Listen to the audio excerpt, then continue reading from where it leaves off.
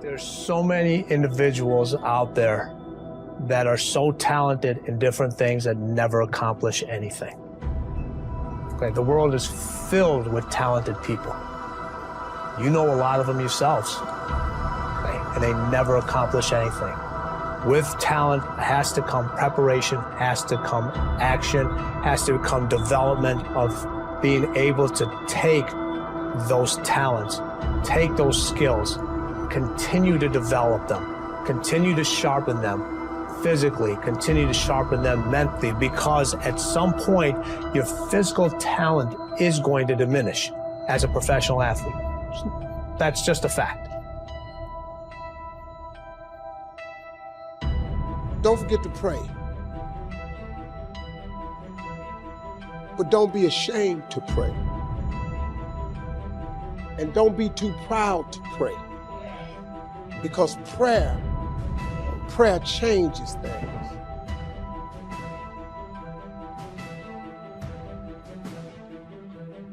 Prayer changes things. I don't care how dark it look for you. I don't care what they done said to you. I don't care what the verdict is. I don't care what the haters say. Prayer changed things. I'm talking to a girl that I grew up on a block, man, that it didn't breed success. A lot of people on our block ain't here no more, man. I grew up in a place, man, that was you had to be something else, you come up out of there. Prayer changes things.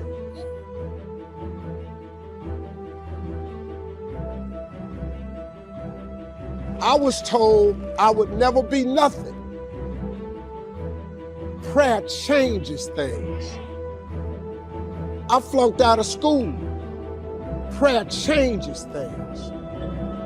I'm on my third marriage, lost everything I've owned twice. I've been homeless and lived in a car for 3 years. Prayer changes things.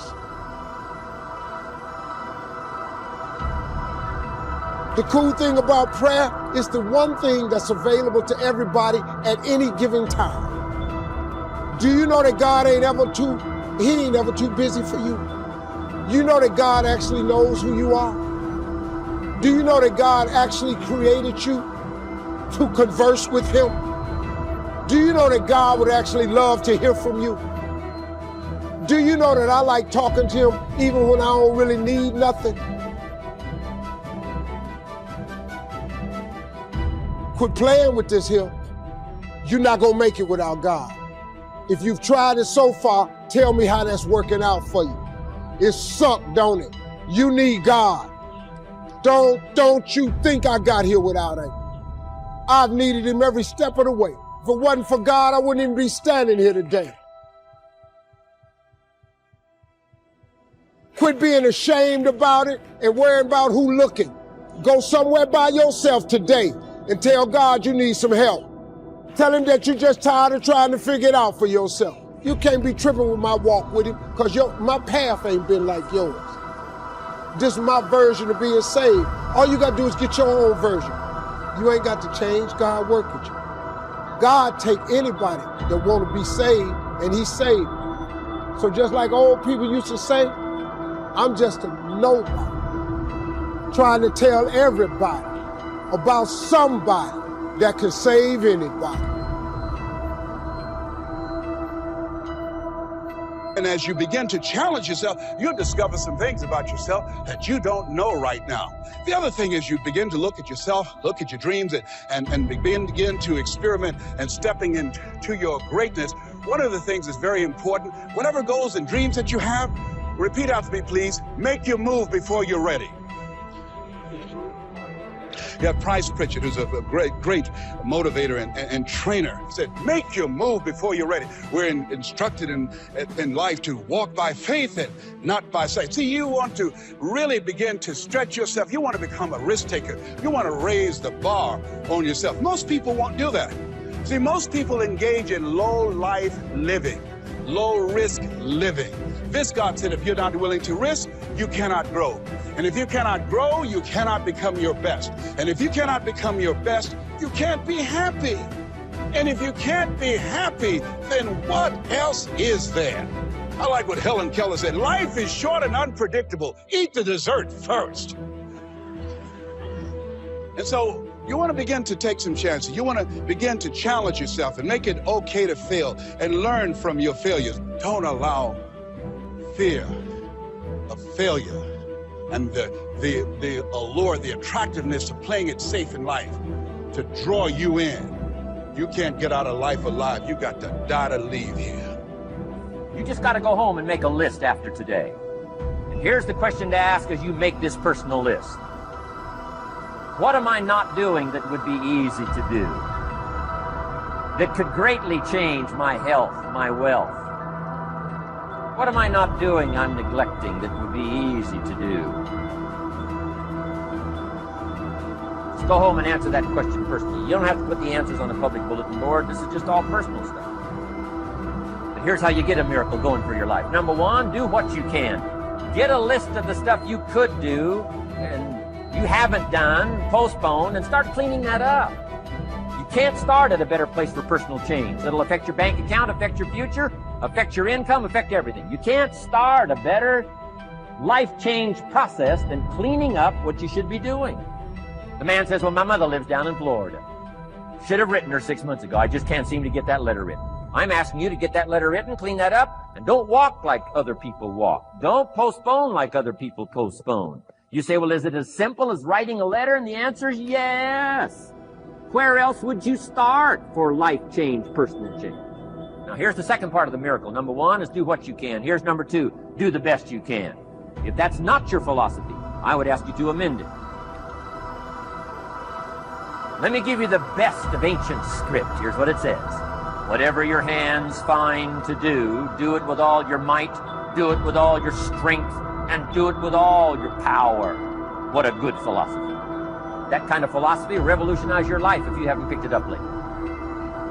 Guy slips in late, company doesn't seem to mind, slips out early, first one in the parking lot, heading for happy hour. Stretches his break, comes early for lunch, late back from lunch, company doesn't seem to notice. Guy says, best as I can calculate, I'm putting in about a half a day's work and I'm collecting a full day's pay. Little does he know the seeds of his own disaster are already being sown by the weakness of his own personal philosophy. It's not the economy that's going to determine your next 6 years. It's your philosophy about labor and about activity and about miracle and soil and seed and sunshine and rain and the economy and the banks and the money and the companies and the schools and what's going on. It's your philosophy, your attitude, and then your ability to take action. All of that we call the process of life change, miracle working. One of my key phrases for the whole day, disciplines work miracles. Disciplines work miracles. Take a deep breath and be patient. Calm down, go slow. Don't let other people's negativity or anger or frustration affect you. Step back in your own mind mentally and just smile. You know, there's an old saying, if you can't say something nice, don't talk at all, is my advice. Sometimes the very best thing you can do in dealing with difficult people is just to be dead silent. Don't feed the fire by arguing or getting involved. When you're dealing with a difficult person, just stop the clock like a timeout, just smile and don't say anything. And then when you do say something, remember one of the great communication tools is this, is the person who asks questions has control. The way that you can take control of any negative situation is not trying to win, but simply by asking questions. Say, you know, why do you say that? Or why do you feel that way? Or that's an interesting point of view. How did you come to that point of view? Or how would we know that what you say is true? I mean, is there any proof or validity? Instead of attacking, simply ask questions. And it's sort of like the matador backs away from the bull. As you keep backing away from the bull, you cape the difficult person by simply asking questions and being genuinely curious about what he or she is thinking and feeling and why they are behaving the way they are. Sometimes you may find that they have a good reason. Sometimes you may find that they misunderstand something. Maybe you will find that they have a difficult problem in their lives. But in any case, be calm, be patient, be controlled, and ask questions, and it will make you the master of the situation. I went to Kent State, I dropped out. I didn't drop out, I flunked out. Now that threw my life into a spiral, but because I didn't have a college degree, I could not let that stop me. And like you're doing, where you're saying, all my friends at this age are settled in your careers, you don't even know if they're happy or not. Stop comparing yourself to others. So the first thing you do is stop focusing on other people. Instead, focus on being the best version of you that you can. Then you'll recognize that you deserve to sit at the big table with everybody else after you become the best that you can be. And here's the first piece that works miracles. Number one, do what you can. Do not let neglect grab you by the throat. Don't let neglect stall you on your path toward prosperity and health, being able to become powerful, influential, rich beyond wildest imagination. Don't neglect what you can do. If you can read, read. If you can change, change. If you can grow, grow. If you can take one step, take one step. Do not neglect to do whatever you can do at the moment. Of course, you can't run a multi-billion-dollar business today. Mark couldn't either 10 years ago. Mark couldn't either 5 years ago. But I'm telling you, today he can do it because step by step, year by year, he took on what he could do. He didn't neglect it. He did the meetings he could do. He made the calls he could make. He read the books he could read. He took the classes he could take. And step by step, he got himself ready. I'm telling you, do not neglect to do whatever you can do because it'll work miracles. Of personal development first, productivity second. Now, do what you can. Here's number two, do the best you can. If it's a foggy night and you can only see 100 feet, how can you see another 100 feet? Answer, walk the first 100 feet. Walk as far as you can see, and then you can see some more. And walk as far as you can see, and then you can see some more. So what you've picked up here, just do it as far as you can see it. And I promise you, if you'll execute as far as you can see it, you'll be able to see more. Do that, then you can see more. And finally, get in tune of doing the best you can. And you'll have the activity that'll develop the disciplines that will set this sail so that you can say it doesn't matter how the wind blows. I'm prepared. Now here's the last clue on discipline. Do the best you can. We covered earlier, but here's a good scenario for the do the best you can. I've got a good question for you. Is the best you can do all you can do? And the answer is no. Strangely enough, if we all fell on the floor right now and did as many push-ups as we possibly could, and let's say for some reason you haven't been into push-ups lately, I can't imagine why, but let's say the best you can do is 5. And you look up at the rest of us and say, hey, 5 is the best I can do. We can tell by the look on your face that's probably true. 5 is the best you can do. Now, is 5 all you can do? The answer is no. If you rest a little, you can do 5 more. Wow. And if you rest a little, you can do 5 more. And if you rest a little, you can do 15 more. How did we get from 5 to 15? It's a miracle.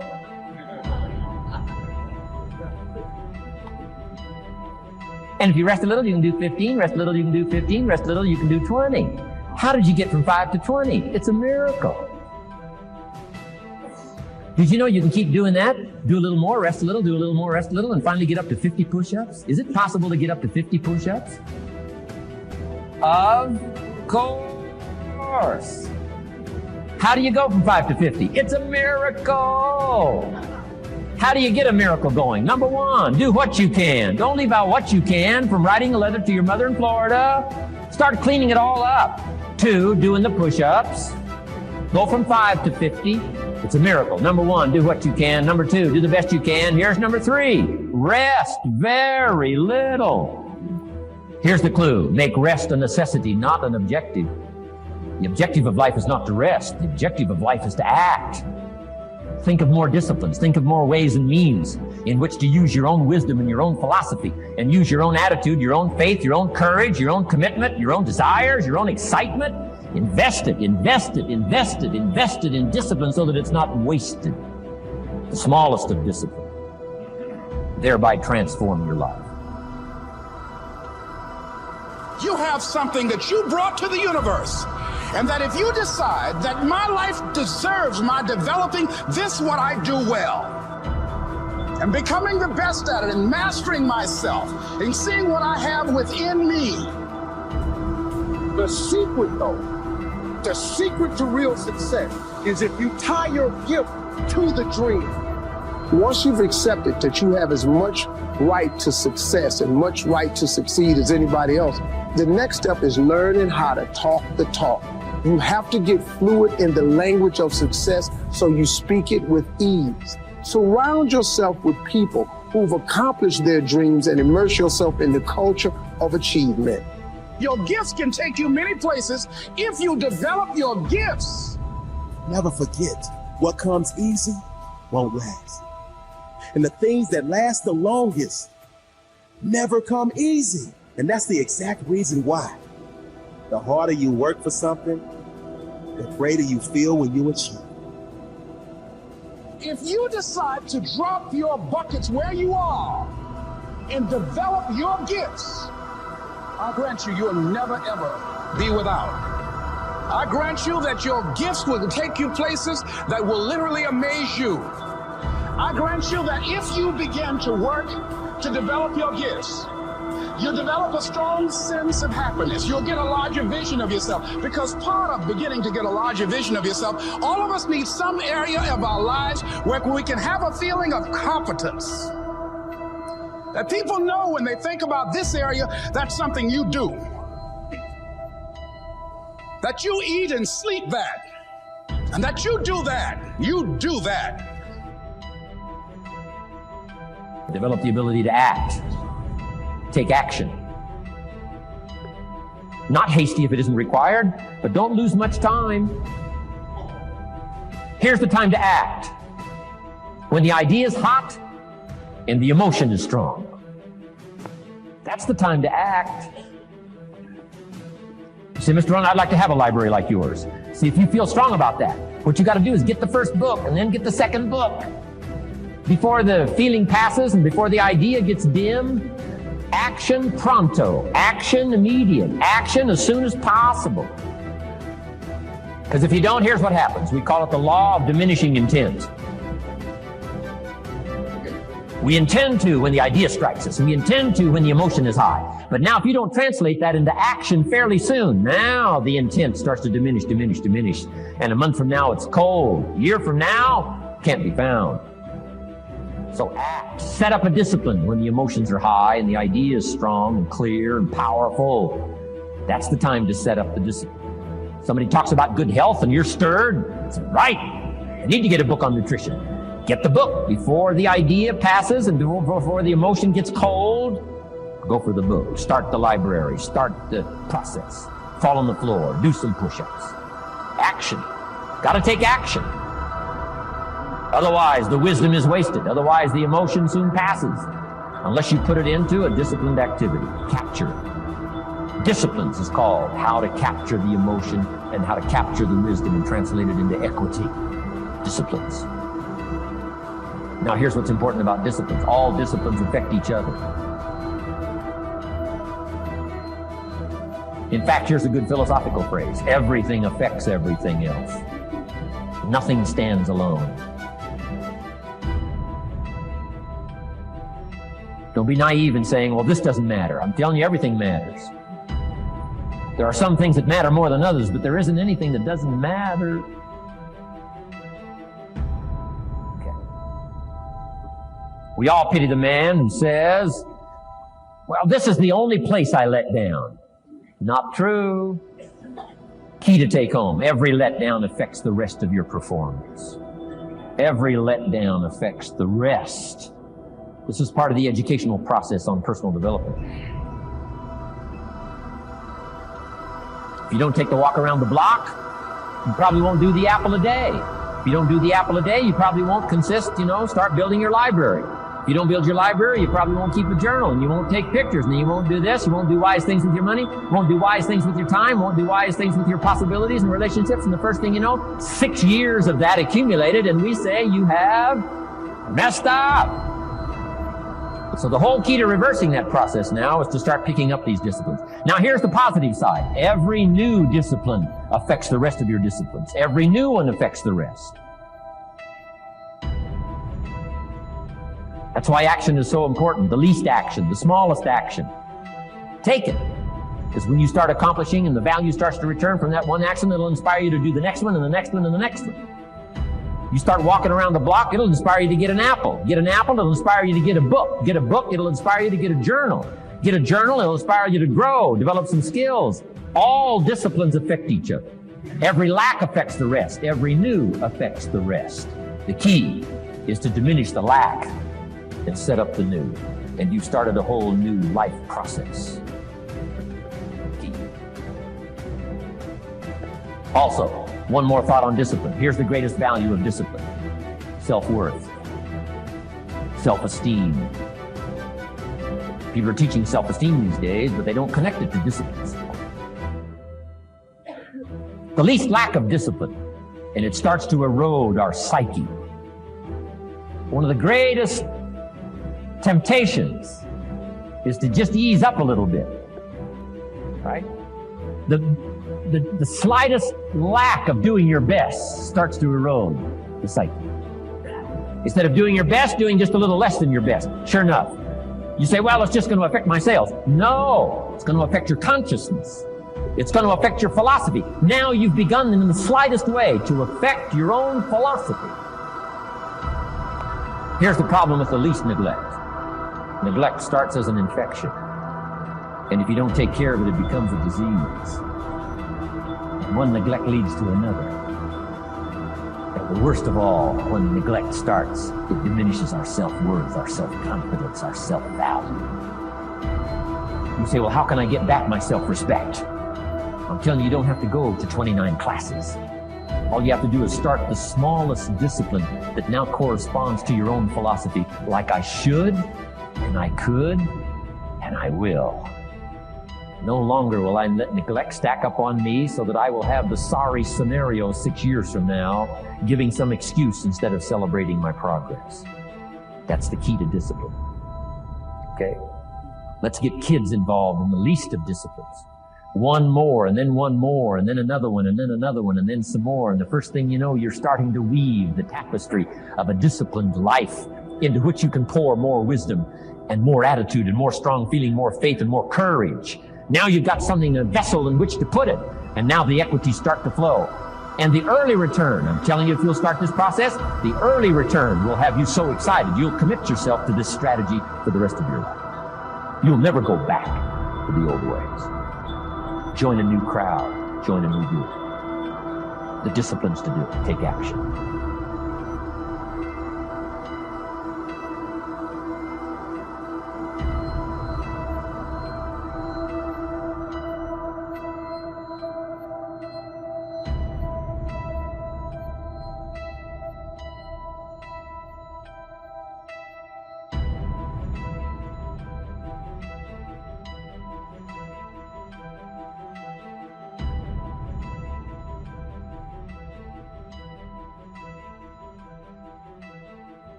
And I came to speak to somebody today who has some triumph in your life, but you've also got some trouble.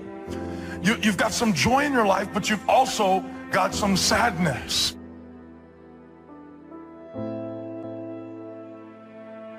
Until you have had the taste of finishing, you will not respect yourself. Until you follow through, until something is done, come hell or high water, tears and struggles and pain, and you go through it anyway, and you show up and you continue to fight on no matter the circumstances. Courage is the key. Courage is the key. Confidence. It is never the promise of God that is in question. It is our confidence in that promise.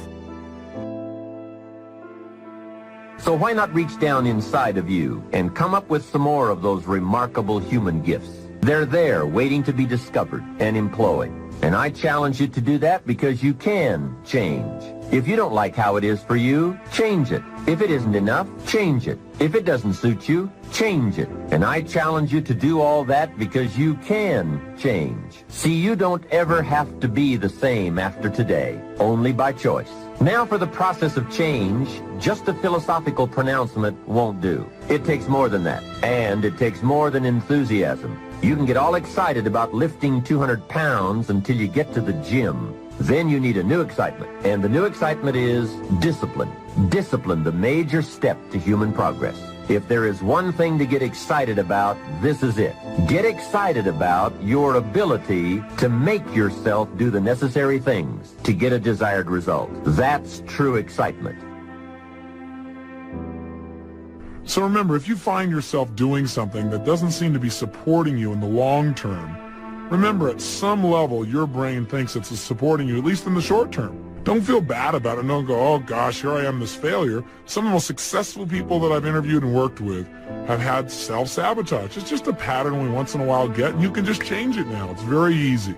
You can free yourself from self-sabotage right now by knowing from this day forward that if you ever start to sabotage yourself, one, try another approach. Maybe it's you're just not paying attention. Maybe you're not focusing. Maybe you just got some poor habits. If they're just bad habits, refocus and decide what you do want to accomplish. Really making personal changes calls for 10% inspiration and 90% perspiration. Wishing we could change is a beginning.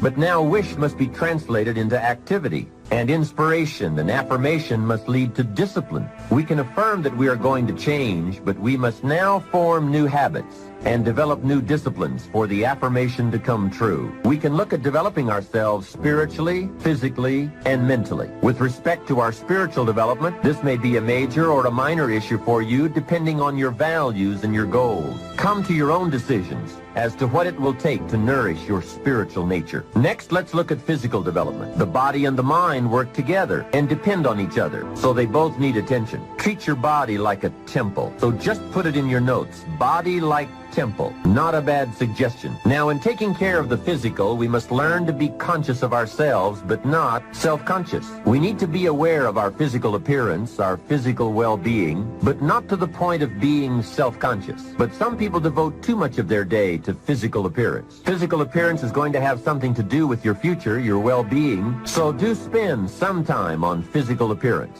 How we appear to other people does make a difference in terms of our acceptance and our ability to function and do well in the marketplace.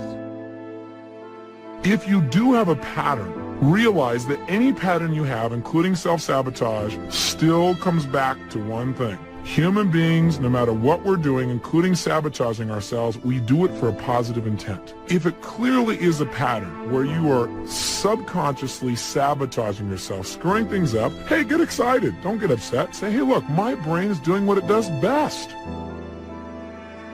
Personal development, how important. Remember, the major key to your better future is you. That's a sentence with a lot of value. The major key to your better future is you.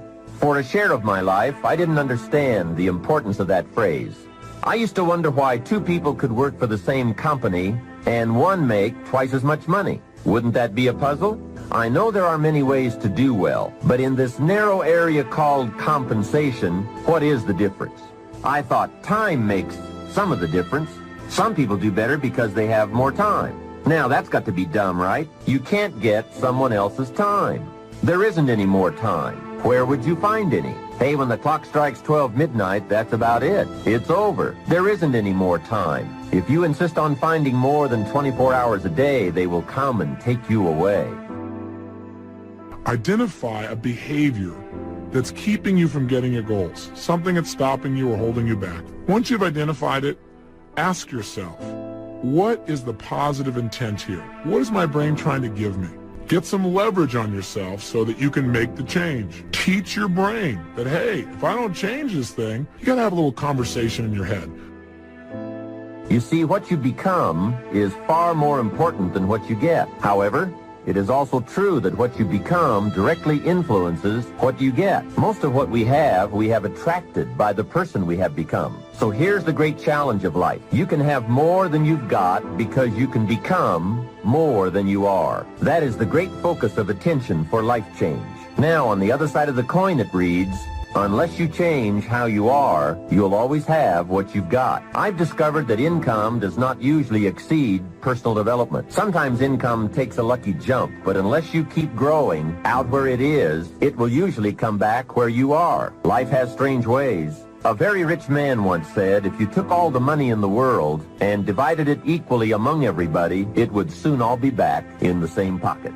I guess it is hard to keep what you haven't attracted by your own personal development. It's not what we can do that's in question. What we can do is fantastic. What we can do is unbelievable. What we can do, it's what we settle for that's disappointing. What we become is what leads to all the good things. And the habits we form, habits of mind, attitude, and behavior, are a dominant part of what we are becoming. Now, I understand as well as anyone that forming new habits doesn't come easy. But new habits will come when we change, but rather by changing small pieces and parts at a time. I think that's how most of us change. We just keep nudging ourselves in the right direction, forming one or two new habits at a time, little by little, until finally we've made the turn. And this is where the good life comes from, those personal changes. There's nothing you can do with the seasons, but there's everything you can do with yourself. Wish for your own attitudes, strength, and capabilities to change in order to handle the winters. Time, we will probably use them all, unless somebody finally comes along and blows all those excuses apart to make us come face to face with the real reasons for our current dilemma. Until that time, we will probably use another million excuses to prevent ourselves from having $1 million. Here's one of the major questions I'll pose to you during this program. What are you going to do starting today that will make a difference in how your life works out? See, if you don't do something starting today that will make a difference, guess what? It's going to be the same. And you can guess what the next 5 years are going to be like. Just look at the last 5. Now here's another key question. What can you do starting today that will make a difference? That's a good question. What can you do? What can you do with economic chaos? What can you do with massive disappointment when it's all gone wrong? What can you do when it won't work, when you've run out of money, when you don't feel well, and it's all gone sour? What can you do? Well, let me give you the broad answer first. Here's what you can do. You can do the most remarkable things, no matter what happens. Hey, people can do incredible things, unbelievable things. A man can do the most amazing things with the most impossible circumstances. A woman can do the most remarkable things with the most disastrous circumstances. Hey, I found out kids can do remarkable things. That is, if they have remarkable things to do. I also found out if they don't have remarkable things to do, there's no telling what they'll do. For things to change for you, you've got to change, no matter what successes you've already achieved. Otherwise, it isn't going to change for you. I sure hope things will change. That seemed to be my only hope. If it wasn't going to change, I was in serious trouble. Then I found out it wasn't going to change, and I was in serious trouble. Hey, remember, it isn't going to change. Not long ago, I did a seminar for a group of oil company executives during their convention in Honolulu. Sitting around this conference table, one of them asked, Mr. Rohn, you know some important people around the world. What do you think the next 10 years are going to be like? I said, gentlemen, I do know the right people. I can tell you. So they all listened very carefully. I said, gentlemen, based on the people I know and from the best of my own experience, I've concluded that in the coming 10 years, it's going to be about like it's always been.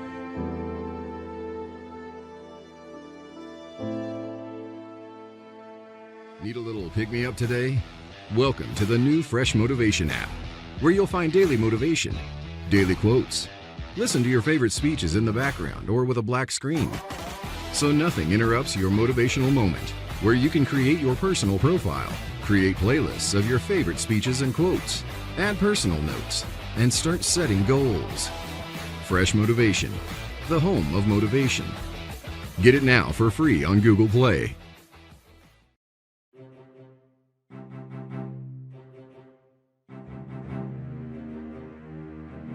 Move on.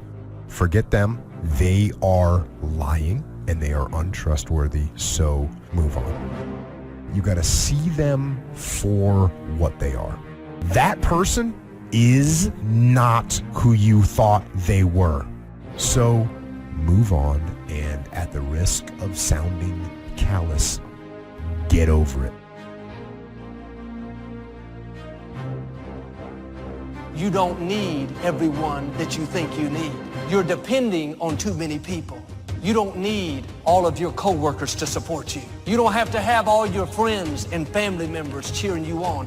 The less you depend on people, the greater the anointing in your life. If you've ever been good to somebody who wasn't good back, if you've ever poured yourself into an individual, a company, a place or thing, and didn't get the results you expected. If you've ever had a moment in your life that you have measured yourself and come up short, this message is for you. If you've ever given your best to somebody and they act like it wasn't nothing at all, then this one is for you. You cannot hang out with a bunch of defeated, going nowhere, no vision men and be an overcomer. You are who you hang around. I want you to listen at them and think about you, because it is possible to develop a mentality to fit your environment that simply makes the best of a bad situation. I'm not happy. I'm not getting the most out of my life, so I'm going to bring my expectation down to my reality and enjoy the fact that at least they didn't carry me off to the morgue today. I'm still here.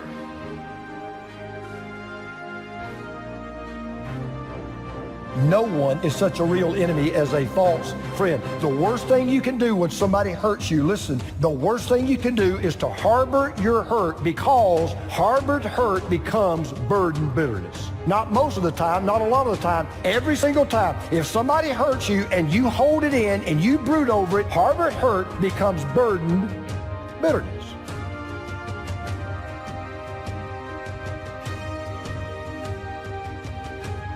When someone breaks our trust, we question ourselves too. Like, we think my judgment's bad because I totally put my faith in this person and look what they did to me. So you got to build that trust up back again with yourself. How do you do that? Read, learn, work out, be alone. It's okay to be alone. It's okay. There's no big deal.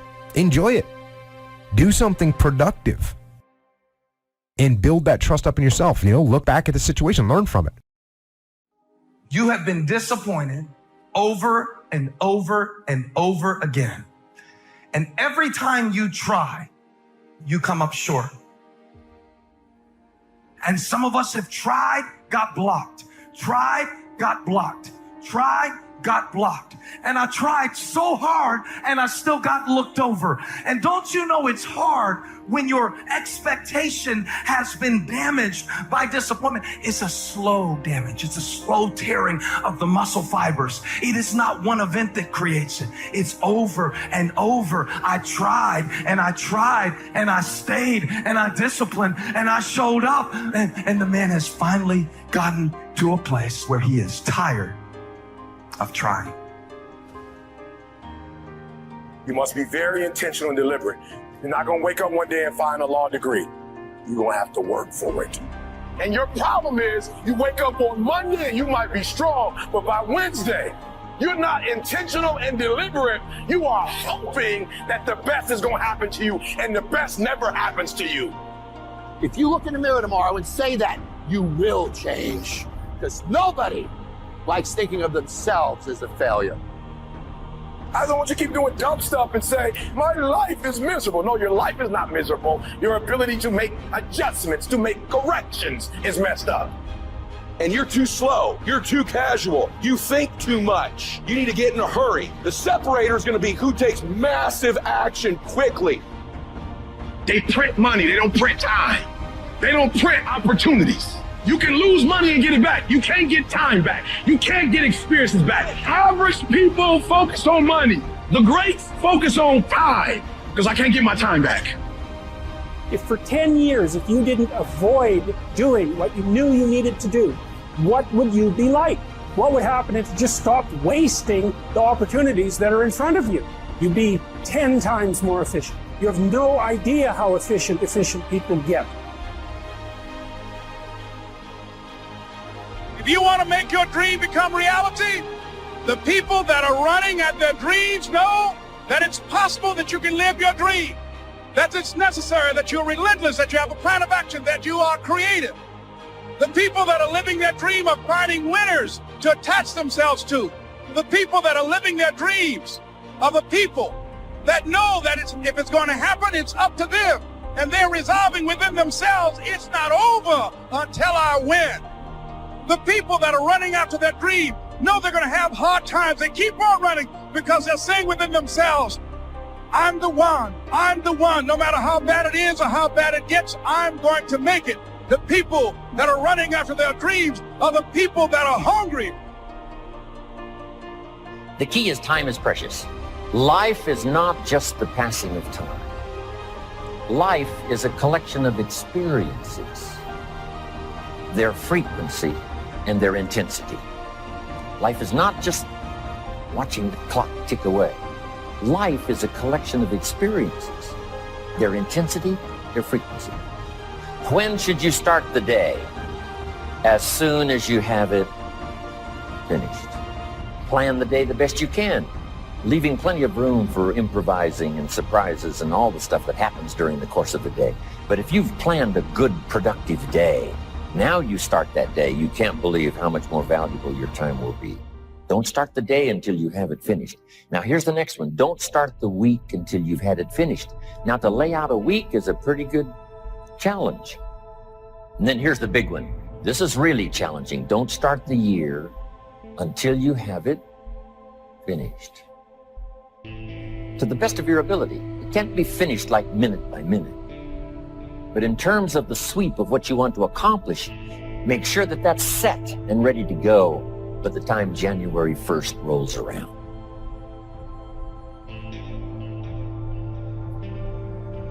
And it might get all upset. It might get torn up when you do a new one. You make so much progress the first 90 days that now you've multiplied it all by 2, by 3. Because that happened to me. I thought, wow, this is going to be a great year. By the time I'd finished the 3rd month, I'm rolling, I'm soaring. So many things are happening, I revised my whole year's plan. Next key, to time management. And that's work longer and harder. But see, there's a limit to that. I almost lost my health the first year. I went so crazy about personal development and achievement. I just went bonkers. You know, I told you I was skinny. By the end of that first year, I was a walking shadow. And then it suddenly occurred to me, what if I got rich and too ill to spend it? I mean, that was a shocker. So I started, developing a little more reasonable. Because I said, if 12 hours won't do it, I'll work 14. If that won't do it, I'll work 18. I mean, how many hours it takes. And sure enough, it cost me too much. So see, working longer and harder for some might be appropriate. Here's the key, not to work harder, but smarter. We give up so quickly. The first time we get turned away, we go home. The first person that doesn't like us, the first person that doesn't help us, the first time it gets a little hard, many of us are so quick to see disappointment as a dead end. If you can't get in, go up. If you can't get through on this level, go up to a higher level. Sometimes the reason God allows you to be restricted is because you're at the wrong level. And sometimes he'll put a disappointment in your life, so you have to climb over it. Restoration will come. Healing will come if you won't give up.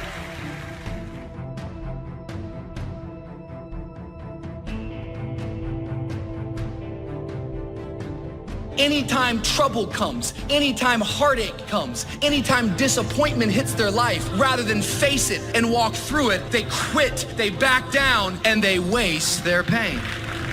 Pain has a purpose. Don't let your pain define you. Let your pain refine you.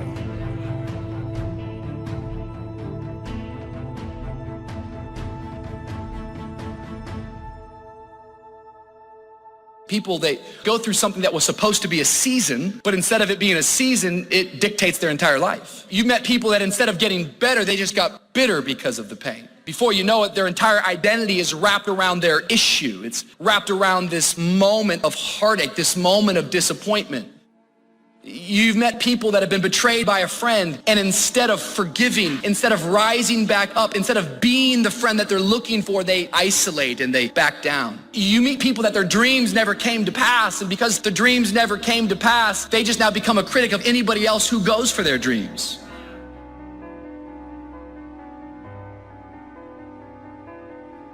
Stay on your path, stay positive, stay encouraged, keep praying. I want you to start praying specific prayers, and that way you're going to start witnessing God bless you specifically. Don't feel like you're being greedy or over the top. It's beautiful to recognize when you're blessed, but it's okay to start asking for blessings.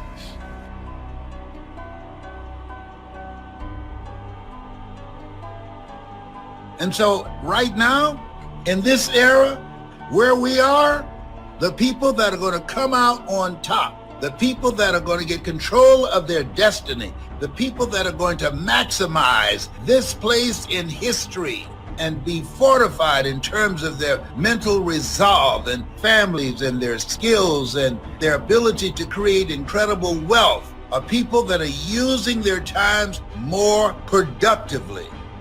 The people who take the time to learn something new every day. If you're not willing to learn, nobody can help you. If you're willing to learn, no one can stop you. 80% of the things we do are busy things that we do in an area that is not effective. The average person only spends 20% of their time doing the thing that they are really gifted at, created at, excited to do, and the rest of it is all the dumb stuff that we all have to do in order to survive. Wonder what would happen if we would go from doing 80% of things that are busy but not effective and 20% of the things that are really effective if we would switch those numbers around and only give 20% of our time to the things that we have to do and 80% of our time to the thing that we were created to do.